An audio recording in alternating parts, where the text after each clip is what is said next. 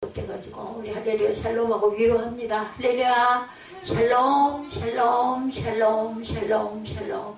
하나님 사랑합니다. 여러분 주 안에서 사랑합니다. 예. 오늘 사무엘상 7장 말씀이 오래오래 저 안에 제가 그 새벽 예배 때 은혜를 받은 부분이어가지고 함께 나누고 싶어서 참석 못하시는 분들도 계시기 때문에 오래 묵혔다가 이걸 제가 꺼내서 올렸어요. 지금은 우리는 여호와만 섬길 때, 저는 이 말씀이 그렇게 좋더라고요. 4절에 이에 이스라엘 자손이 바알들과 아스타롯 우상이죠. 우상을 제거하고 야훼만 섬기니라 하는 말씀을 순종하는 그런 모습이에요. 하나님은 인류의 역사를 초월하셔서 순간순간 우리들의 생애 속으로 들어오시죠. 우리 생애를 가치 있게 만드시고 싶어 합니다. 지금도 오늘도 오늘 참 많이 미안하더라고요.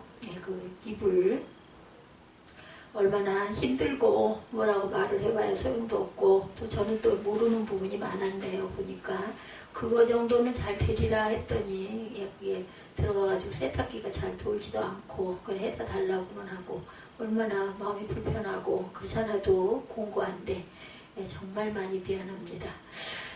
아마 그 급세사 이불, 제 이불까지는 제 이불이 들어가질 않아요. 저기 들어가면 참 좋겠는데 손으로 빨 수도 없고, 근데 급세사 이불은 이제 꼭 제가 말씀하신 대로 사이트로 보내가지고 한 해 덮으면 한 번은 해야 돼요, 그죠? 그렇게 해서 제가 참 그렇게 하도록 하겠습니다. 이렇게 서로 말하고 풀면 될 것이 그렇지 않다 보니까. 어제 오늘 걸쳐서 마음이 많이 불편할 것 같아요. 이 자리를 빌어서 제가 사과합니다. 하나님의 위대한 영광을 세상 가운데 하나님께서는 드러내기를 원하세요. 믿음의 공동체가 어떤 면으로 또 이래서 또 좋기도 하죠. 만약에 안 만났더라면, 그죠? 이불은 전달을 받았겠지만 서로 그런 이야기가 트이지를 않다 보면은 마음에 자꾸 쌓이게 되죠. 그래서 항상 주 안에서 우리는 서로 교통하고 또 부족한 부분, 깨달지 못하는 부분은 그 사람을 위해서 늘 기도해주는 그런 마음밭이 되어야 합니다. 그것을 가리켜 우리는 부흥이다 이렇게 얘기를 하죠. 하나님께서 우리에게 바라시는 것은 그의 생애 속에서 하나님의 말씀을 저희들이 듣고 영광을 세상에 드러내는 것 듣고 감사하면서 뭔가 하나를 미워. 근데 그걸 정말 내가 어떻게든 풀어야 그냥은 안 풀리더라고요. 뭔가 그 사람이 살아가면서 우리가 노력해야 될 것도 있죠. 그걸 서로 교통하고 풀고 나 그거 몰랐어. 그렇구나. 그렇게 하면 되겠다. 그 정도로 그렇게 안 됐어? 이런 서로 푸는 거 이해가 돼야 그 다음에 풀려요. 말로만 입술로만 아이고 사랑해야지. 아이고 그래도 용서해야지 하고 나면 마음에 앙금이 남아있지만 이렇게 확실하게 이해하고 넘어가면 다음부터는 그런 일이 반복이 되지 않으니까. 그렇죠. 어쨌든 이것을 가리켜서 하나님은 부흥이다. 마음의 부흥이 일어났다 이렇게 말씀하시죠. 부흥이라는 복음은 역사에 그때 일어났던 하나님의 초월적인 일이 오늘의 이때 일어나는 것, 그것이 바로 부흥이죠. 성경에 기록된 그때의 부흥운동은 지금 사랑하는 모든 인생들에게 주시는 이때를 위한 하나님의 역사였다라고 합니다. 그래서 그때 한 사람을 부르시고 능하게 하셔서 가정과 사회와 국가를 변화시켰던 하나님은 오늘의 이때에도 동일하게 역사하시기를 원하세요. 그래서 성경이 뭐라고 말해요? 진리의 말씀이다. 시대를 초월해서 몇천 년 전에 그죠? 전파했던 선포했던 이런 말씀들이 그때는 예언자들을 통해서 하나님이 직접 주셔서 그대로 선포했던 말씀을 묶어서 추려서 가장 정확하고 가장 바람직한 것들을 묶어놓은 게 바로 성경 66권이잖아요. 2000년 전에 만들어졌던 이것을 오늘 우리가 읽고 그 안에서 또다시 은혜를 받는 거, 이거 부흥이라고 한다라는 거죠. 그래서 그때 한 사람을 부르시고 능하게 하시고 가정과 사회와 국가를 변화시켰던 하나님은 오늘 이때에도 저와 여러분에게 동일하게 역사하시기를 원한다. 어떻게 되기를? 부흥이 일어나기를 원하신다라는 거죠. 그래서 하나님이 그때 허락하신 그 부흥을 오늘의 이때에도 일으켜 주시기를 간절히 사모하는 저와 여러분들의 마음밭들이 되셔야 할 줄 믿습니다. 그 마음을 가져야 우리가 은혜를 받고, 제가 일부 예배 때도 잠깐 말씀을 드렸지만, 그죠? 그것은 누구에게? 우리에게 정말 상이에요, 상. 그런데도 그거 귀한 거를 모르고 아이고 얼른 끝나라 빨리 가야지 이렇게 앉아 있으면 아무것도 본인에게 어떤 그 뭐라 그래 기름 부으심이 일어나질 않는데 그러면 누구 손에? 내 손에. 그러니까 어차피 교회 나오셨으면 이때에는 이 부분에 말씀의 부분에만 집중을 해서 듣고 설령 전하는 자가 온전치 못하게 다 표현하지 못했다 하더라도 우리 말씀 반복되는 말씀들이잖아요. 그러면 그 말씀 속에서 여러분들은 엑기스만 받으시면 돼요. 제가 말하는 쓸데없는 군더더기는 그냥 흘려버리시고 말씀 속에서 깨달아지는 거 딱 한 가지 단어만 있어도 여러분들은 오늘을 사는 우리가 한 주를 사는 원동력이 될 줄 믿습니다. 예, 부흥은 그런 것들을 말하지 않아요. 예, 성공에 관한 축복의 이야기들 듣고 싶어 하지만 부흥이라는 것은 그런 것이 아니고 오히려 성도들의 죄를 고발하고 성도들을 향해 죽은 자들이라고 부르고 깨어나라고 방망이질을 해요. 예, 그걸 막고도 거기에 불만, 불평, 아이고 뭐야 나보다 더 못한 사람도 있는데 이게 아니라 아멘 정말 제가 교만합니다. 아버지 깨닫게 해주셔서 감사합니다. 이 마음이 돼야 되는데 그게 사람마다 조금씩 다르고 다 아무나 누구든지 다 그렇게 되지는 않는 거. 그렇기 때문에 누구에게 성령께 의지해야 되죠. 하나님 그 마음 되게 해 주옵소서. 미워 아버지 미움도 사랑으로 변화되게 하여 주옵소서. 이해할 수 있게 하여 주옵소서. 이 기도입니다. 이 기도를 할 줄 알아야 되겠다. 뭐 골방에 들어앉아서 손 모으고 눈 감고 몇 시간씩 할 틈 없잖아요. 우리들 솔직히 그냥 운전을 하고 가면서든 아버지 어떤 그 사물을 보면서든 마음에 내 소원이 있다 보면 기도하게 되잖아요. 누구 때문에 마음이 불편했어. 시험이 들었어. 그러면 아유 도대체 왜 그랬을까요? 하나님 그것 깨닫게 해주시고 난 정말 이런 마음이었는데요. 그걸 모르니 어쩌면 좋습니까? 교통하게 해 주옵소서. 교제하게 해 주옵소서. 내가 먼저 이해하게 하여 주옵소서. 또 뭔가 나에게 따뜻하게 했던 그거 생각하면서 아유 그때 나한테 또 이렇게 다독여 준 것도 있었으니 제가 이런 부분으로 제가 이거 이해하고 넘어갑니다. 본인도 깨닫게 해 주옵소서. 우리가 이렇게 이게 바로 기도입니다. 절실한 간절한 미사 여부가 다 들어가고 뭐 처음부터 쭉 내려오면서 뭐 이렇게 해서 막 이 아니어도 그냥 저는 그렇게 기도해요. 제가 늘 말씀을 드리지만 수용하는 시간 그 시간 반에서 2시간 가까운 시간 동안 거의 모든 시간을 내가 그 기억해야 될 거 아니면 마음에 맺혔던 거 속상했던 거 섭섭했던 거 아니면 내 소원 이런 거를 놓고 하나님께 반복해서 기도를 하다 보면 벼랑간에 느닷없이 생각하지도 않았던 누군가의 생각이 나고 그 사람에 대한 어떤 부분에 모티브가 탁 가서 바뀔 때가 있어요. 그러면 아 성령께서 알려주시는 거라 뭐 이든 아니든 상관없어요. 나쁜 거 아니고 좋은 거고 하면 저는 그냥 그걸 마음의 소원으로 담고 열심히 그 부분에 대해서 하나님께 구합니다. 그러면 그 시간이 가다 보면 언젠가는 바로는 아니어도 언젠가는 나는 다 잊어버렸는데 그게 이루어졌을 때 뭐라고 해요? 기적. 기적이 일어났어. 하나님 이걸 예비하셔서 그때 나한테 그 말씀을 주시더니 어머 이런 일이 있으려고. 근데 그게 참 바로면 얼마나 좋아요. 한 달이나 보름이나 뭐 한두 달에 일어나면 좋은데 어떨 때는 몇 년이 걸리기도 하고 몇 달이 걸리기도 하고 그래서 그 시와 때는 누구만 아버지만 하시나이다. 아멘. 이 말씀에 은혜가 있으시고 또 오늘 마음에 무거웠던 어떤 뭔가 찜찜하게 그냥 이걸 가 마라 뭐 이럴 때도 있잖아요. 우리 저도 그랬을 때 굉장히 많았어요. 주일인데 왠지 오늘은 좀 빠지고 싶어. 이걸 가 마라. 근데도 기계같이 그냥 생각 마음으로는 좀 쉬었으면 막 이런 마음이 드는데도 또 시간이 되면 어김없이 또 챙겨 있고 가게 되는. 그래서 우리는 항상 뭐를 해요? 씨름꾼들처럼 씨름도 합니다. 솔직히. 그래서 가가지고 예배드리고 끝나고 나면 마음이 후련해지고 말씀 속에서 은혜가 임하면 아이고 100번 오기를 잘했지. 가지 말라고 나를 끄잡아 당겼던 건 사단이야. 이런저런 핑계가 다 일어나죠. 이것도 있고 저것도 있고 아이고 그러니까 오늘은 좀 이렇게 하자. 그 여러 가지 핑계를 밟고도 그럼에도 불구하고 제가 교회 문턱을 딛고 앉아서 기도하고 말씀 듣고 돌아설 때 얼마나 마음이 가볍고 아이고 승리했네. 이 마음들이 되시기 바랍니다. 세상을 버리고 그리스도를 따르라고 하세요. 그죠? 그렇기 때문에 화려한 세상에 물들어버린 그 성도들은 저는 이 교인이라는 말 별로 안 좋아합니다. 솔직히 성도라는 표현이 제게도 잘 어울리지 않을 만큼 제가 정말 부족해요. 성도의 어떤 인성에 여러 가지로 너무너무 부족하지만 저는 말이라도 그죠? 말이라도 성도 거룩한 그죠? 예, 성스러운 그러한 사람이다. 저는 이 입술로 고백, 뭐 샬롬이라는 뜻이 완전이라는 뜻이라고 누군가가 신학을 열심히 하시는 누군가에게 뭐 압니다. 알긴 알지만 완전하지 못해요. 그래도 저는 뭐 그 중에서 가장 좋은 인사다. 그냥 축복 빌어주는 건데요. 뭐 샬롬 샬롬 샬롬 하면서 당신에게도 또 나에게도 샬롬의 축복이 임하기를 기도합니다. 뭐 이거 나쁘지 않을 것 같아요. 뭐 기본적인 뜻, 신학적으로 깊이 있는 뜻들은 다 모르지만 기본적으로 샬롬이라는 건 예수님이 오셔서 우리에게 축복하신 샬롬의 기쁨의 삶 너희들 살아라 이런 뜻이었으니 우리도 서로에게 기쁨으로 샬롬 샬롬 이렇게 인사하면 되는 거지. 그 깊이 있는 뜻은 더 많이 알면 더 좋을 수도 있겠지만 기억하면 여러분들 어떻습니까? 시간이 가면 또 깜빡 잊어버리기도 합니다. 그렇기 때문에 입술로 고백하는 거, 성도 입술로 나는 주님의 거룩한 자녀다, 성도다 이런 자긍심을 갖는 거 입술로 고백함으로써 일어날 줄로 믿습니다.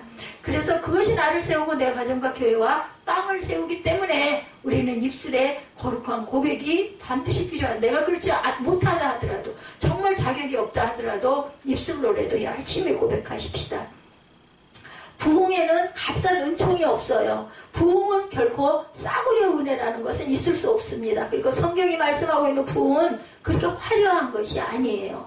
부흥하면 우리 무슨 생각해? 아, 교회가 부흥했어. 3명으로 4명으로 시작을 했는데 6개월이 지나더니 1년이 지나더니 50명이 됐대요. 아이고 부흥했네 이러지 않아요? 이걸 부흥이라고 생각을 해요. 그죠? 예, 그렇게 근데 성경에서 말씀하는 부흥은 그런 화려한 게 아니다라고 말씀을 합니다. 철저하게 나를 찢고 내려놓는 나의 낮아짐 이것이 필요하다는 거죠. 그것을 말한다는 거죠. 상처를 치료하기에 앞서 상처를 어떻게 소독하잖아요. 예전에 소독약 없을 때는 어떻게 했어요? 불로 지졌다고 그래요. 그 상처를. 그래 균이 죽으니까. 그죠? 그런 것처럼 얼마나 아파. 죽을 것 같이 아프지 않겠어요? 뛸 것 같이 아프죠. 부흥은 성도들의 불성실한 복음 증거를 정죄하고 그들의 이기적인 생활을 정죄한다라는 거예요. 그러니까 불로 지지는 연단이 반드시 필요하다. 부흥은 십자가를 무시한 죄를 정죄하며 그들로 하여금 성경이 가르치는 깊은 헌신을 위해서 매일 매순간 자신들을 포기하도록 인도한다라는 거죠. 아까 제가 말씀드렸잖아요. 아이고 빠져 가 마라 이런 것들을 그저 포기하도록 인도하는 것이 바로 부흥의 역사. 내 안에서 일어나는 부흥이 일어나는 것. 이겼을 때 그죠? 이런 것처럼 교회 안에서 많은 사람들이 부흥을 닮아가지 않는 이유 여기에 있다라는 거죠. 그러나 부흥은 무기력한 생활을 활기찬 삶으로 변화시켜요. 그래 갔어. 정말 마음에서 싸움을 하면서 아이고 꼴도 보기 싫은데 안 보고 싶은데 가면 누구 있을 텐데 아이 나 보기 싫어 안 갈 거야. 이랬다가 그래도 내가 예배 드리러 가는 거지 뭐 사람 보러 가. 그래서 대개는 교회에서 그런 시험이 들면 그 누구 때문에 어떤 집사 때문에 그 교회를 안 나온다는 얘기가 있어요. 딴 데를 나갔다더라 이런 소리가 들립니다. 왜냐하면 보면 자꾸 그게 일어나니까 이게 해결이 안 됐기 때문에. 그랬을 때 그래도 불구하고 이기고 가서 내가 사람 보러 갔어 말씀 들으러 갔어. 어떤 유명한 설교가가 와서 어느 교회에서 설교를 한다고 하니까 이제 뭐 방송이 나가고 뭐 이렇게 미리 했더니 사람들이 구름대처럼 몰려왔대요. 근데 설교 시작하기 한 40분쯤 전에 그 어떤 쪽지가 도착을 해서 보니까 어떤 특별한 상황으로 이분이 설교를 못 하신다더라. 그 얘기가 있자마자 앉아서 기다리던 사람들이 슬금슬금 뒤로 빠져나와더래요. 그 대신에 그분의 뭐 동생인가 이분이 대신 설교는 해야 되니까 그래서 아마 연락을 받고 오신 모양이죠. 와서 앉아서 기다리고 앉았는데 사람들이 찬양을 하고 하는데 다들 빠져나가더라죠. 이분이 딱 쓰셔가지고 첫마디 얘기가 그랬대요. 그 자기 형 이름을 대면서 그 사람을 예배하기 위해서 오신 손님들 성도들이 계시면은 지금 괜찮습니다. 지금 나가주시기 바랍니다. 저는 하나님을 예배하기 위해서 이 자리에 섰습니다. 그랬더니 일어나려고 엉거주춤 했던 사람들이 서머니 주저앉더라는 거죠. 맞아요. 어떤 유명한 사람 좋죠. 그분들 설교하시면 얼마나 이해가 쏙쏙 되고 얼마나 마음에 기쁨이 정말 설교 잘하시고 뭐 이런 분들 있습니다. 특별한 은사 받으신 분들. 그런데 자칫 사람을 예배하러 오는 어떤 잘못을 나도 모르게 저지를 수가 있다. 그 유명하고 대단히 설교 잘하시는 누군가가 나를 바라보면서 설교할 때 막 가슴이 얼마나 뜨거워져요. 막 너무 감사하고 너무 좋고 막 그 앞에 가면 나도 모르게 막 고개가 숙여지고 이럴지라도 우리가 사람을 이렇게 어떤 잘못하면 우상으로 섬기게 되면 이거는 우상 숭배가 된다라는 거. 그렇기 때문에 우리는 마음의 부흥, 무기력한 모든 것들, 내 안에 있는 달콤한 것들, 그것들을 다 내려놓을 수 있는 그 마음으로 변화하는 삶이 바로 부흥의 삶이다. 절망 중에는 심령에게 소망 가운데 찬송하게 합니다. 그 마음이 됐을 때 어떤 축복? 샬롬의 축복이 임했을 때 나 정말 이 문만 딱 나가고 나면 1시간만 지나고 나면 또 이 문제들이 이렇게 산재해 있고 변한 건 아무것도 없어. 근데 그냥 찬양하면서 마음이 열리고 눈물이 나고 기쁨이 넘치고 아까 우리 집사님 기도하시는데 마음에 그 아픔들, 슬픔들이 있다 보니까 그 입술의 고백이 얼마나 중요한지 몰라요. 그래서 제가 자격이 있든 없든 우리 지금 김종국 집사 안 나옵니다만은 그분이 그렇게 그게 싫었던 것 같은데 그래도 입술로 내가 서서 기도할 때 내가 내 입술로 네가 선포하고 기도할 때 거기서 내 마음에 어떤 찔림, 깨달음, 감사, 감흥 이런 것들이 있으라고 훈련이 되기도 하지만 그런 게 있으라고 이렇게 성찬 때도 그렇고 참 좋은 점 인원이 작으면 좋은 점, 인원이 많으면 그렇게 못하죠. 근데 되게 대표들이 몇 명이 이렇게 섬기기도 하고 하지만 우리는 인원이 작으니까 입술로 고백하게 그때가 아니면 성찬에 대한 구절을 내가 반복을 할 수가 있냐고요. 일부러는 그게 잘 안 되거든요. 대표 기도도 마찬가지입니다. 기도하면서 어떤 내 마음의 아픔 그런 것들을 입술로 고백하면서 하나님께 기도하는 마음 그게 됐을 때 마음에 감동을 주시면 하나님이 어루만져 주시면 사람이 위로하는 것도 물론 위로를 받으면서 아유 그래 그렇게 잘했네 내가 참기 잘했네 이렇지만 하나님이 내가 입술의 고백을 통해서 위로하실 때 마음에 얼마나 나중에 달콤한 기쁨이 있는지 그걸 느끼셨는지는 모르겠지만 저는 그러면서 마음이 따뜻해지고 마음에 기쁨이 넘치게 됩니다. 아주 절대로 하나님의 성령의 역사는 공짜가 없다라는 것 잊지 마시기 바랍니다. 자신을 세울 뿐만 아니라 가정과 교회와 사회를 세우게 된다는 것. 이 작은 부흥의 불씨가.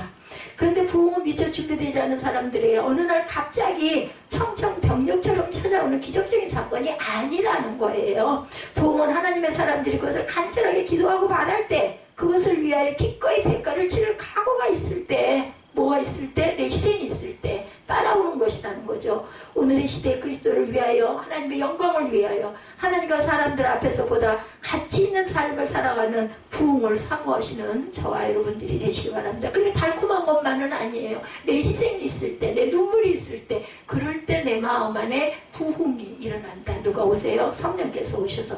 그래서 성령님은 돌아가신 그 조영기 목사님은 늘 얘기하시죠. 그게 잊히지가 않아요. 제가 신학교 다니기 그 전에 집사 때도 성령님 그때 한참 유행했죠. 성령님 사모합니다. 의지합니다. 사랑합니다. 오시옵소서. 이렇게 내가 성령을 사모하고 내가 찾고 내가 구하고 인정합니다. 사모합니다. 사랑합니다. 오시옵소서. 이럴 때 성령께서 내 마음 안에 임재하신다. 내 마음에 아이 뭐 맨날 똑같이 듣는 말 그 말이 그 말이지 이러면 절대로 누구에게 손해예요? 나에게 손해예요. 뭐 12번을 해도 몇천 번을 해도 똑같다 하더라도 어때요? 똑같으면 축복을 많이 받으면 받는 대로 좋죠. 꼬마가 나를 축복을 한다고 축복이 안 돼 그거 아니거든요. 중요한 건 내 마음밭이 중요하다는 거. 누가 어떤 말을 하든 성경 말씀 안에 있는 거고 나를 축복해주면 아이고 감사합니다. 저도 똑같이 축복해드립니다. 그래서 우리가 함께 이렇게 손으로 나누면서 상대방이 나에게 내가 여러분들에게 그래서 꼭 우리가 인사할 때는 눈을 보고 인사하십시다. 그래서 항상 눈을 보고 인사하거든요. 구약 성경에 오늘 나타난 세 번째 부흥의 현장으로 가봅니다. 미스바 부흥이죠. 예, 잘 알려져 있는 본문 보면 예, 미스바 부흥이 바로 여기서 일어났는데 당시 시대적 상황인 사무엘상 4장부터 6장까지 내용을 보면 알 수가 있어요. 사무엘상 4장 1절에 보면 사무엘의 말이 온 이스라엘에 전파되니라. 이스라엘은 나가서 블레셋 사람들과 싸우려고 에베네셀 곁에 진치고 블레셋 사람들은 어디에? 아벡에 진쳤다 이렇게 나와 있어요. 블레셋은 삼손이 이스라엘을 사사로 있을 때부터 다윗이 완전히 복속시킬 때까지 100년 이상 이스라엘을 괴롭혔던 아주 그 북이스라엘이 블레셋에게 망하지 않아요. 그 블레셋과 이스라엘이 엘리 제사장의 시절에 아벡이라는 곳에서 두 차례에 걸쳐서 치열한 싸움을 하게 되는데 이 싸움에서 이스라엘은 모두 34,000명의 군사들이 죽음을 당합니다. 뿐만 아니라 하나님의 언약궤를 빼앗기는 것은 물론 야훼께 드리는 제사를 담당하는 제사장을 모두 잃고 맙니다. 죽었어요. 아벡 전투에서 이스라엘의 대패는 국가 간의 전쟁이 신들의 전쟁의 대행이라고 생각했던 고대 전쟁에서 블레셋의 신에 대한 하나님의 패배로 여겨지기까지 했다라는 거죠. 언약궤가 빼앗겼다는 사실은 이를 더 확고하게 하는 것처럼 보여요. 그때 언약궤는 누구? 하나님이다. 이렇게 생각을 할 정도로 언약궤를 귀중하게 여겼기 때문에 그 안에 들어있는 거 별거 없었어요. 그죠? 아론의 상난 지팡이, 그리고 일용할 양식, 그 한 줌, 그리고 성경, 그 모세 오경, 그거 놓여있는 것이 바로 언약궤였죠. 다시 하나님은 당신에 대한 제사를 멸시하고 더럽혔던 엘리의 가문을 심판하시죠. 그리고 하나님의 말씀에 불순종해서 하나님과 우상을 동시에 안 섬긴 게 아니에요. 우상과 함께 섬겼기 때문에 이렇게 나라가 나중에 그저 멸망을 당하는 일까지 일어납니다. 종교적 혼합주의에 빠져 죄를 범하고 있는 이스라엘 백성들을 징계하기 위해서 블레셋을 뭘로 하나님이 도구로 사용하신 거예요. 적장을 도구로 사용하는 예가 굉장히 많죠. 결국 블레셋과의 전투에서 이스라엘은 언약궤를 빼앗겨요. 하나님이다. 하나님 아니죠. 그런데 그때는 이 언약궤만 보면 그냥 하나님이다 이렇게 생각을 했다는 거죠. 엘리 제사장의 두 아들이 죽죠. 홈노와 비나스가 죽습니다. 그 소식을 들었던 엘리 제사장도 그 말을 두고 의자에 앉았다가 앞으로 꼬꾸라져가지고 목이 부러져서 죽습니다. 몸이 너무 살이 이렇게 쪄가지고 뭐 운동도 안 하고 제사장이 연세가 90이 넘고 막 이러다 보니까 의자에 앉아있다가 그 소식 듣고 놀래가지고 엎어져서 목이 부러져서 죽었다라고 성경에 기록되어 있습니다. 그는 죽으면서 낳은 아기의 이름을 또 며느리가 아이를 낳죠. 그 아기 이름을 이가봇이라고 짓죠. 하나님의 영광이 떠났다 이런 뜻을 갖고 있어요. 그 시대에는 어떤 그 행위 그런 것들이 그냥 이름으로 지역도 그렇고 어떤 사건도 그렇고 사람 이름도 그렇고 그렇게 짓습니다. 그래서 하나님의 영광이 떠났다. 실제 당시 이스라엘의 비참한 상황 그것을 나타내죠. 5장 1절에 보면 이스라엘로부터 언약궤를 빼앗은 블레셋은 전쟁에서 승리를 기념하고 그들의 신들에게 감사를 표하기 위해서 언약궤를 그들의 그 신들이 있는 다곤 그 신당에 갖다가 두죠. 왜냐하면 야훼를 이겼다라는 뜻이에요. 우리 신이 야훼를 이겼다. 그래서 우리가 이 언약궤를 여기다 뺏어다 여기다 놨다. 그 증거를 나타냅니다. 하나님은 비록 이스라엘을 징계하시기 위해 하나님의 임재의 상징이었던 언약궤를 블레셋 손에 넘어가도록 그냥 내버려 두셨지만 그로 인해 하나님의 영광이 훼손되는 것을 용납할 수가 없어요. 그래서 하나님은 마치 자다가 깬 그런 자같이 일어나셔 블레셋에 재앙을 내리죠. 그 재앙은 두 가지였어요. 첫째는 아스토 신전에 있는 블레셋의 그 주신인 다곤 신상을 파괴합니다. 깨지게 만들죠. 결국 둘째는 언약궤가 옮겨지는 도시들마다 독종 재앙을 내립니다. 이 언약궤만 갖다 주면 뺏어왔잖아요. 그러니까 여기 신당에서 거기 있는 아스토 그 신들이 그 주상들이 다 깨지고 엎어지고 도저히 안 되겠으니까 겁이 나가지고 다른 데다 옮기죠. 옮기면 그 옮긴 지역 전체가 온역, 독종이 일어나가지고 주민들이 막 죽는 사건이 일어나게 또 옮기고 몽인데 또 그 독종들이 또 일어나 결국은 이스라엘로 같이 예루살렘으로 갖다 놓죠. 자기들이 자청을 해서 왜냐하면 놓기만 하면 다 죽으니까 그 지역에 있는 사람들이 이런 그 기적을 임하시죠.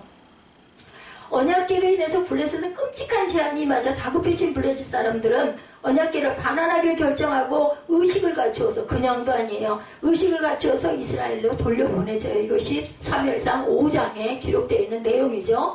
이렇게 해서 언약궤는 블레셋에 머문 지 7개월 만에 베세메스를 경유하여 기랏 여아림의 아비나답의 집에 안치가 됩니다. 이스라엘로 다시 돌아와서 오늘 본문이 그로부터 20년이 지난 때에 그런 그 시작이 일어납니다. 2절에 보면 괴가 기랏 여아림에 들어간 날로부터 20년 동안 오래 있은지라 이스라엘은 그 온 족속이 야훼를 사모하니라 이렇게 나와 있죠. 이 표현은 이스라엘이 형식적이고 종교적 혼합주의와 불순종으로 인해 하나님의 징계가 이방인 블레셋을 통해서 20년 동안 임했다는 것을 증거하고 있어요.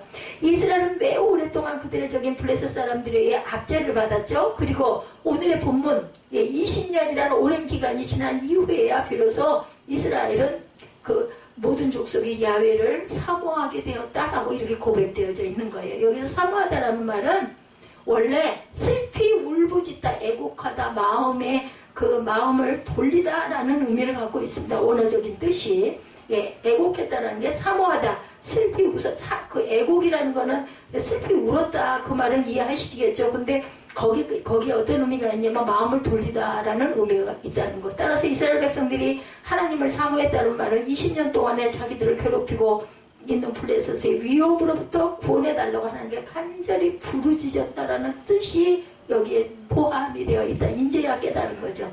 안타까운 것은 이스라엘이 이처럼 기도로 하나님께 부르짖어야 한다는 사실을 깨닫게 되는데 얼마나 시간이 걸렸어요? 20년이 걸렸다는 거예요. 20년이. 우리가 살펴보고 있는 구약성경에 나타난 부흥의 현장들을 보면 하나의 공통점이 있어요. 절대적인 위기의 상황이거나 아니면 하나님께 부르짖어야만 어떤 상황에 기초하고 있다. 아니면 그냥 기도하겠어요? 그냥 울부짖겠어요? 아주 죽을 것 같으니까 울부짖지 않겠느냐는 거죠. 그게 반드시 포함이 되어 있다는 거죠. 예, 위기의 상황이나 어려움이 오기 전에 하나님께 기도했다면 얼마나 좋을까요? 그죠? 그런데 그렇지 못했다. 우리 인생이 저나 여러분도 마찬가지. 조금 좀 별 문제가 없고 좀 하면은 그죠? 그 좀 사람이 좀 이렇게 나태해지기 쉽잖아요. 어려운 일을 당하면 마음이 슬프고 애통하면 울면서 기도하게 되지 않아요? 아이고 하나님 나 이거 어떻게 맨날 왜 이런 일만 일어나요? 이렇게 되지 아니하는 거죠. 모든 일들이 여전히 잘 되고 평안할 때 전심으로 하나님을 따를 수 있다면 정말 복받은 자죠. 예, 그런 자들은. 하나님의 비극의 때가 오기 전인 형통한 시절에도 여전히 우리에게 부흥을 주시기를 원하신다는 것 여러분들 잊지 마시기 바랍니다. 오늘의 본문의 미스바 대부흥이 일어나기 전에 이스라엘의 상태를 적나라하게 나타내 보여줬어요. 결국 블레셋에 의한 20년간의 재앙이 그들로 하여금 하나님 앞에 겸손하게 서도록 만드셨다라는 것. 그리고 이제는 이스라엘이 야훼 하나님과의 관계 회복을 간절히 원하고 있다라는 거예요. 마침내 이스라엘 백성들은 다시 한번 하나님의 말씀을 들을 수 있는 영적인 준비가 된 거죠. 본문 3절입니다. 사무엘이 이스라엘 온 족속에게 말하 이르되 만일 너희가 전심으로 야훼에게 돌아오려거든 이방 신들과 아스다롯을 너희 손에서 제거하고 너희 마음을 야훼로 향하여 그만을 섬기라. 그리하면 너희를 블레셋 사람의 손에서 건져내리라.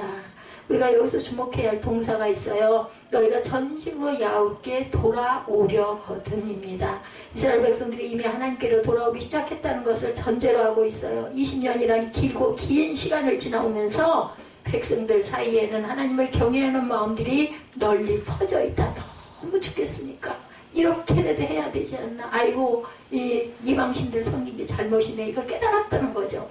이처럼 야훼 하나님을 간절히 사모하는 이스라엘 백성들에게 사무엘은 하나님과의 온전한 관계 회복을 위한 구체적인 방안을 제안하죠. 그것이 이방신들을 제거하라는 거였죠. 이방신들과 아스타롯을 너희 중에서 제거하고 사무엘이 그 선포한 거예요. 예, 본문에서 등장하는 바알은 폭풍의 신이고 가나안 땅에 풍요를 주관하는 남신으로 알려져 있습니다. 그 시절에는 남신, 여신 이렇게 있죠. 그래서 신상들을 만들어 세우기도 했습니다. 아스타롯은 풍요와 전쟁의 여신으로 바알신과 밀접한 연관을 갖고 있었어요. 이들은 한마디로 다산과 번영, 그죠? 그때는 그 자식, 아들 낳는 게 재산이었으니까. 그리고 번영, 그걸로 인해서 부자가 되는 거, 그것밖에 뭐 더 있겠어요. 사무엘은 이들을 향해 이방 신들이다, 이렇게 말합니다. 여기서 이방이라는 말은 구체적으로 알지 못할 뿐만 아니라 친숙하지도 않은 낯선 신들이라는 뜻이겠죠. 그리고 너희 중에서라는 말은 너희 중심으로부터라는 뜻을 가지고 있어요. 그러니까 결코 친숙하지도 않고 친숙할 수도 없는 낯선 이방 신들을 이스라엘 백성들은 지금까지 자신들의 삶의 중심에 놓고 빌고 있었다. 이걸 제안하는 거죠. 뿐만 아니라 이와 같은 무상 숭배는 반드시 광기 어린 집단적인 퇴폐 행위, 그때는 성창이라고 했죠. 여인들을 성전에 두고 남성들이 거기 가가지고 기도하고 빌러 가면은 거기에서 아주 공공연하게 성적인 관계를 행했다. 그래서 이렇게 남자들이 열심히 거기를 갔나 봐요. 제사 드리러 간다고. 한마디로 이스라엘 백성들은 철저하게 세속화된 번영의 문화에 물들어 있었다는 거예요. 그러므로 이스라엘이 전심에 대해서 야훼께로 돌아오려면 무엇보다 우상과 관련된 삶의 방식에서 벗어나야 한다. 그렇지 않다면 이스라엘은 블레셋으로 대표되는 세속적인 세력들로부터 구원을 받을 수가 없다는 거죠. 만일 너희가 전심으로 야훼께 돌아오려거든 낯선 이방신들을 너희 중심으로부터 제거해라. 이 말씀은 창세기 35장의 야곱의 부흥에서 들었던 똑같은 말씀입니다.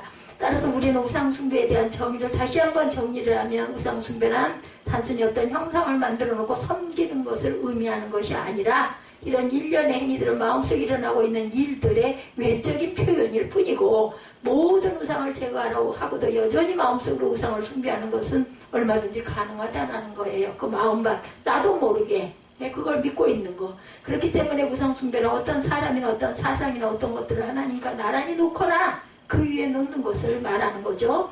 하나님은 결코 자신의 영광을 다른 누구와 무엇과도 비교 내지는 나누려고 하지 않으신다라는 거. 그래서 하나님 뭐라고 그래요? 질투의 하나님이다 이렇게 얘기하잖아요. 아직도 우리들의 마음에 하나님과 경쟁하는 우상과 같은 다른 어떤 것들이 뭐 사람이 됐든 물질이 됐든 그죠? 아니면 뭐 명예, 지위가 됐든 이런 것들을 놓고 있다면, 아니면 세상에 어떤 그 사람은 그렇게 하니까 참 부자가 됐대. 그러다 보면 나도 막 그 마음에 사모함이 있죠. 이 모든 게 다 우상이라는 거죠. 둘째는 마음을 야훼께로 향하고 오직 그 중요합니다. 그만을 섬겨라. 하나님만을 섬기라는 거예요. 뭐 이것도 섬기고 저것도 섬기고 왜나 뭐 어디가 됐든 간에 우리가 빌면 그런 얘기 예전에 어른들이 많이 하셨어요. 그러니까 뭐가 됐든 간에 길다 보면 뭐가 됐든 간에 보고 그걸로 인해서 내가 좀 이게 좀 편해지면 좋지 않아 이런 얘기들을 많이 하셨어요. 너희가 전심으로 야훼께 돌아오려거든 너희 마음을 야훼께로 향하여 그만을 섬기라.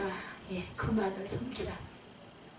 너희는 너희 마음을 야훼께 고정하라. 그리고 너희는 오직 그분만을 섬겨라. 여기서 강조하는 것은 마음입니다. 마음이란 한 인간의 행동을 일으키게 하는 중심이고 근원이죠. 마음은 생각을 낳고 생각은 말을 낳고 말은 뭐를 낳아요? 행동을 낳습니다. 생각만 하고 끝나면 안 돼요. 그래서 우리나라 사람들이 회개를 참 잘하는데 회는 잘하는데 개가 안 된다 이런 얘기 많이 들어오셨을 거예요. 잘못했구나 후회는 많이 해. 그런데 바뀌지는 않아. 또 그냥 그러고 또 어떻게 하루 이틀 가다 보면 또 똑같은 반복이 된다는 거죠. 어떤 신들을 제거하는 것만으로는 충분하지가 않다. 의식적인 제사 행위만으로도 안 된다. 마음을 야훼께로 향하고 오직 그분만을 섬겨라. 이것이 하나님과의 관계 회복의 전제 조건이죠. 우리가 우리의 마음속에 진정한 부흥을 소유하려면 살아계신 하나님을 대체하거나 비교될 수 있는 어떤 것이라도 모두 제거해라. 하나님과 경쟁은 어떤 다른 대상을 마음에 품은 채 하나님과 온전한 교제를 하려고 해서는 안 된다라는 거죠. 그러므로 향하여라는 말씀은 우리의 마음을 고정시키거나 세운다는 것으로 하나님을 섬기는 마음을 굳건하게 고정을 시켜라. 이 말씀은 하나님을 섬기는 것과 하나님만을 섬기는 것에 차이를 확실하게 하라는 거예요. 하나님을 섬기긴 섬겨. 근데 하나님만을 섬기는 건 다르다라는 거죠. 이스라엘 백성들이 실제로 하나님을 섬기지 않은 것이 아니었다라는 것, 그들은 줄곧 하나님을 섬겼습니다. 문제는 하나님만을 섬기지 않았다는 것 깊이 명심하시기 바랍니다. 마태복음 6장 24절에 말씀하고 있죠. 한 사람이 두 주인을 섬기지 못할 것이니 혹 이를 미워하고 저를 사랑하거나 혹 이를 중히 여기고 저를 경히 여김이라 너희가 하나님과 재물을 겸하여 섬기지 못하느니라. 사람은 결코 두 마음을 품을 수가 없고 두 주인을 섬길 수도 없어요. 하나님께 있어 두 마음은 곧 불신앙과 다름이 없다라는 것. 그럼에도 불구하고 오늘의 현대인들은 하나님과 세상을 다 포함하는 다원주의죠. 그리고 혼합주의적인 그 신앙을 추구하고 있습니다. 그래서 중간에 여기서도 조금 하나님께로부터 조금 이들을 함께 취하려고 뭐 불교나 기독교나 뭐 도교나 무슨 상관이 있어. 그죠? 다 결국 죽으면 한 곳으로가 아닙니다. 성경엔 절대로 아니죠. 그렇지 않습니다. 야고보는 이런 사람을 가리켜 두 마음을 보면 모든 일에 정함이 없는 자다 이렇게 말합니다. 유진 피터스는 메시지 성경에서 이런 사람을 가리켜 바다에 표류하는 사람이다 이렇게 말해요. 우리가 정말로 하나님이 허락하시는 부흥을 경험하려면 우리의 마음과 정신이 오직 하나님께로만 집중해야 된다는 것. 그렇기 때문에 부흥을 소망하여 하나님께 돌아오기를 바라는 이스라엘 백성들을 향해 외치죠. 너희 마음을 하나님께만 고정하고 오직 그만을 섬기라. 아멘. 아멘. 야외께서 자신의 마음을 고정시키고 그분만을 섬겨라. 우리가 이 망신에 대한 거짓된 예배를 바라기만 한다, 버리기만 한다면 이제 우리의 마음을 하나님과의 적극적인 섬김으로 채우는 일은 가능해질 것이다. 셋째, 우리의 죄악들을 고백해라. 6절이죠. 그들이 미스바에 모여 물을 길어 야훼 앞에 붓고 그날 종일 금식하고 거기에서 이르되 우리가 야훼께 범죄하였나이다 하니라. 사무엘이 미스바에서 이스라엘 자손을 다스리니라. 사무엘은 특별히 이스라엘 백성들로 하여금 하나님 앞에서 자신들의 죄를 고백하도록 요청합니다. 혹시 더우시면 추우시면 뒤에서 끄시기 바랍니다. 죄에 대한 고백은 기본적으로 하나님과의 수직적인 관계의 회복, 그리고 그 관계가 올바로 세워지면 부흥은 필연적으로 일어난다라는 거죠. 이것은 마치 대가의 조건이 맞으면 하늘에서 비가 오는 것과 동일하다. 그러므로 성령의 비도 영적인 조건이 맞으면 쏟아진다라는 것을 잊지 마시기 바랍니다. 하나님 앞에 우리의 죄를 고백하는 것은 부흥의 과정에 있어서 대단히 중요한 부분입니다. 성경에서는 죄로 표현하는 세 개의 형상이 있어요. 첫째는 표적을 놓쳤거나 표적에 못 미친 화살입니다. 이것은 하나님이 정하신 기준이나 법에 미치지 못했거나 마음대로 행동했음을, 내 마음대로, 내 뜻대로, 내 필요한 대로 했다라는 것이죠. 둘째는 표적을 넘어가는 것이에요. 미치지 못하거나 넘어갔거나 하나님의 뜻이나 법을 뛰어넘는 것이죠. 셋째는 하나님이 말씀하신 것을 정면으로 불순종하면서 어긋난 길로 나아가는 것. 표적을 놓쳤거나 표적을 못 미친 화살, 그리고 그걸 뛰어넘어가는 화살, 그리고 정면으로 불순종하고 어긋난 길, 이 세 가지가 중요하다는 거죠. 이 세 개의 형상, 이걸 벗어나야 된다. 우리들 가운데 어떤 사람은 하나님의 뜻을 거스리려고 하지는 않지만 결코 일치하지도 않아요. 뭐 이것도 저것도 뭐 어때? 세상에 이렇게 했더니 잘 됐대. 그러면 우리도 그렇게 해야지. 뭐 상관없어. 이거 안 됩니다. 하지 마십시오. 어떤 사람은 하나님의 뜻에 대해 알고는 있지만 우리에겐 더 좋은 계획이 있다 하면서 뭐 피해갈 수 있으면 피해 가야지. 뭐 조금 편법, 불법, 뭐 다들 그 정도는 하는데 하지 마시기 바랍니다. 나중에 더 큰 손에 해가 온다라는 거 절대 잊지 마시고, 그렇기 때문에 우리는 하나님을 믿는 거거든요. 그런가 하면 어떤 사람은 하나님의 뜻을 대놓고 대적하여 불순종해. 그런 게 어딨어.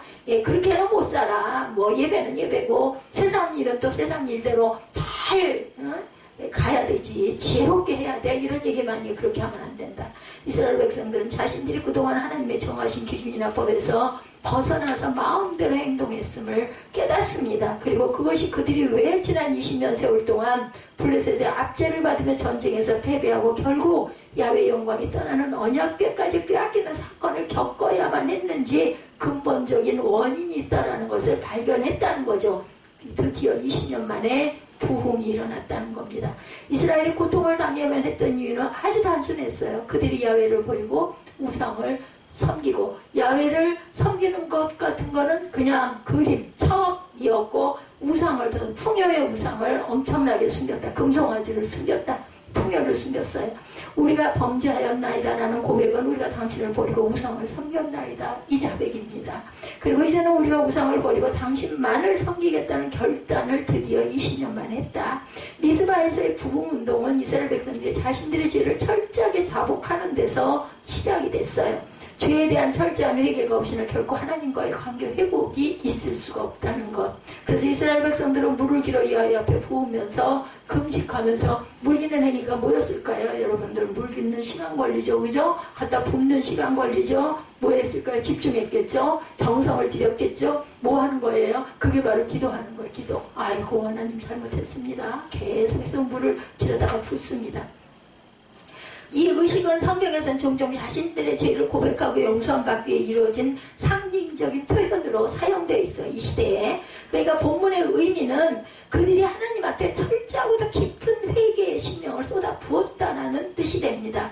이스라엘 백성들이 미스바에서 보여준 이와 같은 철저한 회개는 사실 그 시대에는 찾아보기 어려운 모습이었어요. 그들은 바알과 아스타롯과 같은 이방신을 섬기고 하나님의 백성답게 살지 못한 것이 하나님 앞에 얼마나 심각한 죄인지를 이제야 깨달았다는 것, 그리고 진실한 회개를 통하여 이스라엘은 이제 하나님께서 허락하신 부흥을 경험하게 됩니다. 근데 우리가 주목해야 할 사실은 하나님의 백성들의 마음에 영적인 각성이 있을 때마다 적의 반대 공격이 반드시 있는 거예요. 그냥 가만뒀으면 얼마나 좋았을까. 근데 우리가 영적으로 부흥을 경험하는 은혜로운데 사단의 공격과 시험도 못지않게 있다라는 거. 그것이 본문 7절의 말씀이에요. 이스라엘 자손이 미스바에 모였다함을 블레셋 사람들이 듣고 그들의 방백들이 이스라엘을 치러 올라온지라 이스라엘 자손들이 듣고 블레셋 사람들을 두려워하여. 뭐예요? 사단이죠. 두려워하는 마음은 사단이에요. 여러분들. 이스라엘 백성들이 미스바에 모였다는 소식으로 블레셋은 이스라엘 백성들을 치기 위해서 올라와요. 전쟁이 일어나죠. 사실 이스라엘이 모인 목적은 하나님과의 올바른 관계를 위한 종교적인 모임이었지 블레셋을 치기 위한 정치적인 모임은 절대 아니었어요. 물론 블레셋 사람들이 이를 두려워하는 이유가 있어요. 왜냐하면 이스라엘의 부흥이 있을 때면 언제나 그의 수반되는 부흥의 열매가 있는 것을 블레셋 사람들은 알았다는 거죠. 그리고 부흥의 열매 가운데 하나가 고난과 압제로부터의 자유를 얻는 게 반드시 있다. 이걸 알아요. 그들이. 이스라엘 백성들로서는 그들이 야훼 하나님만을 섬기려는 신앙적인 결단은 이제 막 부흥을 경험하는 은혜로운 순간을 방해를 받게 됩니다. 이런 일은 우리의 영적 세계도 얼마든지 일어나죠. 하나님을 대적하는 사단과 어둠의 세력은 하나님의 자녀들이 하나님의 신앙으로 새롭게 무장하는 부흥의 역사를 가만히 놔주지를 않아요.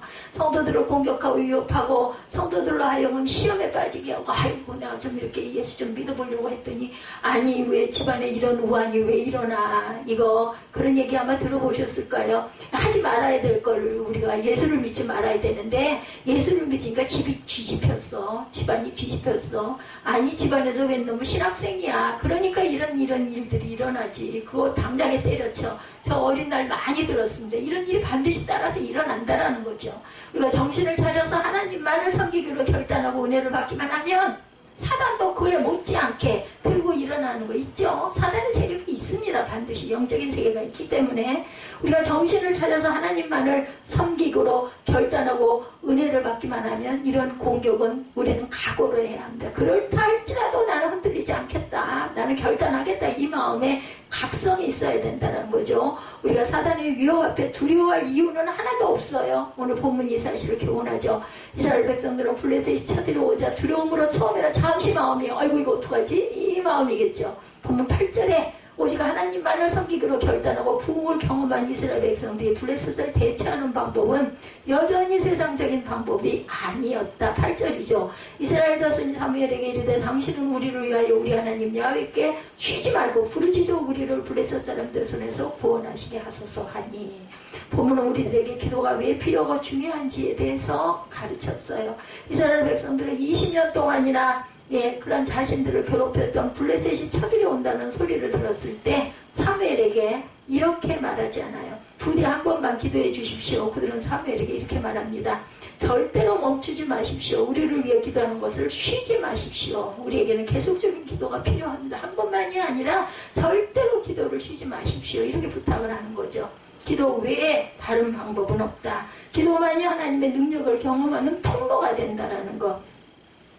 하나님의 백성들의 가장 중요한 자산은 기도입니다. 가장 중요한 무기도 기도입니다. 쉬지 말고 항상 기도하시기를 주의 이름으로 축복합니다. 본문 가운데 기도와 함께 수반되어야 하는 또 다른 중요한 것, 그것은 고난과 역경의 자리에서도 우리의 기도가 효과 있는 사역이 되기 위해서는 하나님 앞에 예배드리기를 중단하지 말아야 한다는 것. 그러할지라도 나는 끝까지 예배하며 믿음으로 나아갈 겁니다. 이 결단이 필요하다는 것. 참된 예배는 살아계신 하나님께 자신을 온전히 드리기로 결단하는 것이기 때문에 예배가 중요하다. 9절입니다. 사무엘이 젖먹은 어린 양 하나를 가져다 온전한 번제로 야훼께 드리고 이스라엘을 위하여 야훼께 부르짖으며 야훼께서 응답하셨더라. 이스라엘 백성들은 절박한 위기의 순간에도 태연하게 하나님께 제사를 드렸어요. 왜냐하면 하나님의 백성들은 믿음으로 바로 무장하고 있는 것 자체가 이미 무기고 권능임을 깨달아 알았기 때문이다. 그리고 전쟁은 하나님께 속한 것이기 때문에 오직 하나님만을 섬기면 전쟁은 이미 이겨놓은 전쟁임을 또한 깨닫습니다. 이스라엘 백성들은 낯선 이방 무상들을 제거하죠. 다 때려 부십니다. 오직 하나님만을 섬기기로 결단하며 그동안 자신들의 죄를 통회하고 회개하고 금식하며 자복하죠. 그리고 기도와 예배가 다시 회복됩니다. 이제 그들에게는 부흥의 열매만이 남았어요. 그렇다면 이스라엘 백성들이 미스바에서 경험하게 된 부흥의 결과가 뭐예요? 하나님의 적극적인, 극적인, 즉각적인 응답입니다.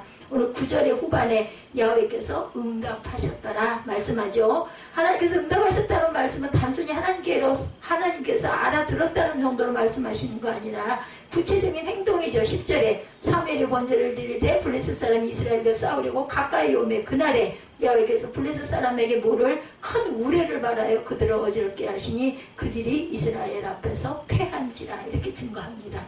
이스라엘 백성들이 번제를 마칠 때 이미 블레셋 사람들은 그들과 전쟁을 하기 위해 가까이 쫓아왔어요. 블레셋은 이스라엘 백성들이 거의 무방비 상태인 채로 모여있을 때 군사력을 집중해 미스바를 공격합니다. 동시에 그들이 기도하고 예배를 드리는 동안 그들을 위한 하나님의 응답은 벌써 오고 있었죠. 하나님께서 블레셋 사람들에게 큰 우레를 바라시고 그들을 겁에 질리게 하사 그들로 하여금 이스라엘 앞에서 패해서 도망치게 하죠. 이 전쟁에서 이스라엘 백성들이 한 일은 블레셋 군사들을 추격하여 그 잔당을 소탕하는 것밖에 없어요. 블레셋은 이스라엘 백성들을 완전히 붕괴시킬 절호의 기회라고 생각했지만 하나님께서 이스라엘을 보호하셔서 블레셋을 치시고 이스라엘 앞에 패하게 하십니다. 전쟁은 누구에게? 하나님께. 우리가 어떤 것을 하려고 아무리 애를 쓰고 계획을 한들 할지라도 그 길을 인도하시는 분은 누구세요? 예수 그리스도시죠. 하나님이 우리를 위하여 하시면 누가 우리를 대적하리요? 하나님이 우리의 원수를 치시면 그들은 쫓는 자가 없어도 한 길로 치러왔다가 어디로? 7길로 도망가는 줄 믿습니다. 하나님을 떠났던 이스라엘은 20년의 세월 동안 실패의 인생을 살았어요. 그렇지만 미스바테의 부흥을 기점으로 그들은 실패의 인생에서 성공의 인생으로 바뀝니다. 사무엘상 1장에서 6장까지의 그런 기사를 읽어보면 20년의 세월 동안 철저하게 블레셋에 패배를 당하고 압제를 당했어요. 6장까지 그들의 상황은 전체적으로 어둡고 슬프고 괴로웠습니다. 희망이 보이지 않았어요. 절망이었어요. 그들은 철저히 패배 인생을 살았지만 4장 2절에서 에베네셀은 블레셋과의 싸움에서 패배될 장소죠. 그러나 이제는 동일한 그 장소에서 승리를 거두는 부흥을 또한 경험하게 됩니다. 본문 13, 4절에 미스바 부흥으로 달라진 상황을 세 가지로 소개하죠. 첫째, 야훼 하나님의 보호하신 야훼 손이 사무엘이 사는 날 동안에 블레셋 사람을 막으시네. 둘째는 영토 회복입니다. 이스라엘은 에그론부터 가드까지 블레셋에게 빼앗겼던 영토를 되찾죠. 셋째는 평화를 누리게 돼요. 이스라엘과 아모리 사람 사이에 평화가 있었더라. 미스바의 부흥이 정치적인 회복과 군사적인 승리를 가져왔고 우리가 우리의 마음을 오직 하나님께만 고정하고 하나님만을 섬겨야 하는 이유는 여기 있죠. 하나님만을 섬기기로 결단하고 우리의 마음에 있는 모든 우상을 제거할 때 부흥이 시작이 된다라는 것. 조건이 충족되면 부흥은 필연적으로 따라온다는 것을 잊지 마시기 바랍니다. 우리가 하나님과의 관계가 올바로 세워지면 필연적으로 일어나는 부흥으로 우리가 하나님을 증거할 수가 있게 되고 하지 말라고 해도 나팔의 노릇을 하게 되죠. 우리의 삶에서 하나님과의 경쟁하는 것들을 기꺼이 제거하기로 결단하고 우리의 마음과 생각과 뜻이 오직 하나님께만 머물러 있도록 그랬을 때 일어났던 그 부흥은 오늘의 이때에도 우리가 경험하게 된다라는 것. 우리가 부흥을 사모해야 하는 이유는 우리가 살아계신 하나님과의 온전한 관계를 회복함으로 하나님의 일에 참여하기 위함이라는 것 잊지 마시기 바랍니다. 그리하여서 하나님께서 우리 가운데 계시고 우리로 말미암아 기뻐하시고 우리는 하나님만을 섬기며 그분으로 인해 기뻐하게 되는 저와 여러분 승리하는 인생이 되시기를 주님의 이름으로 축복합니다. 오늘은 사무엘상 7장 1절에서 14절 지금은 여호와만을 섬길 때라는 제목으로 함께 은혜를 나눴습니다. 아까 특송으로 드렸던 찬양하시고 기도하시고 축도로 예배를 마치도록 하겠습니다.